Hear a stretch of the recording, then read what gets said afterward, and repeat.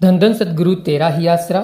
परम पिताजी जीव जंतुओं से भी उतना ही प्यार करते थे जितना कि अपने साथियों व गांव के दूसरे लोगों से।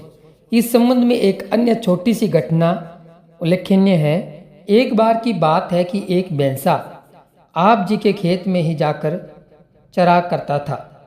पूज्य माता जी ने आप जी की ड्यूटी लगा दी कि फसल में यदि कोई जानवर आए तो बाहर निकाल दे।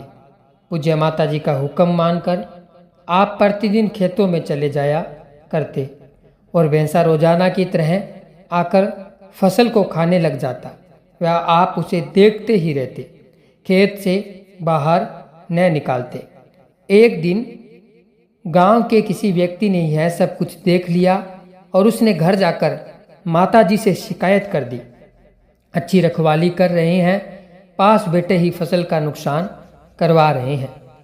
पूज्य माता जी ने जब आपसे इस संबंध में पूछा तो कहने लगे, माता जी अगर इसे अपने खेत से निकाल कर पड़ोसी के खेत में भेज देते तो भी अच्छी बात नहीं। पशु ने कहीं से तो खाना ही है, बाकी मैंने तो उसे सिखाया नहीं है कि वह हमारे ही खेत में चरे, पर आगे से कोई और उपाय सोचेंगे।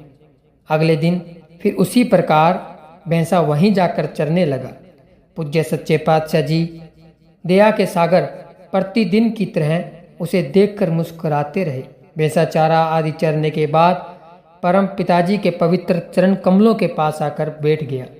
जगत के पालक दातार जी ने भैंस को अपना अथाह स्नेह दिया, उसके शरीर पर अपना हाथ फेरा तथा माथे व सींगों में अपने पवित्र कर कमलों से सहलाया। भैंसा कुल मालिक के पवित्र हाथों का स्पर्श पाकर अपने आप को धन्य कह रहा था। उसने अपने दाताजी के हाथों को प्यार से चाटना शुरू कर दिया। मेहरबान दातार जी ने फरमाया, भाई भगता एक जगह न चरा कर इससे अनुसार हर खेत में चर लिया कर, हमारी तो शिकायत होने लग गई है, आगे से यह काम नहीं करना। उस दिन के बाद वह भैंसा जब तक भी जीवित रहा किसी ने भी उसे एक खेत में खड़े होकर चरता नहीं देखा, बल्कि चलते चलते ही आगे से आगे चरते जाता था और जब पेट भर जाता तो वहीं पर ही बैठ जाता। धन धन सतगुरु तेरा ही आसरा, धन धन सतगुरु तेरा ही आसरा।